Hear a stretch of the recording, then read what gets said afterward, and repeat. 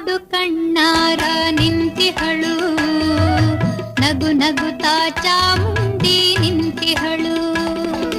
ತಾಯಿ ಹೃದಯ ತಂದ ತುಂಬು ಮಮತೆಯಿಂದ ಬಾಯಿಲ್ಲಿ ಓ ಕಂದ ಎನ್ನುತ್ತಿಹಳು. ಕೈ ಬೀಸಿ ಬಳಿಗೆ ನಮ್ಮ ಕರೆದಿಹಳು.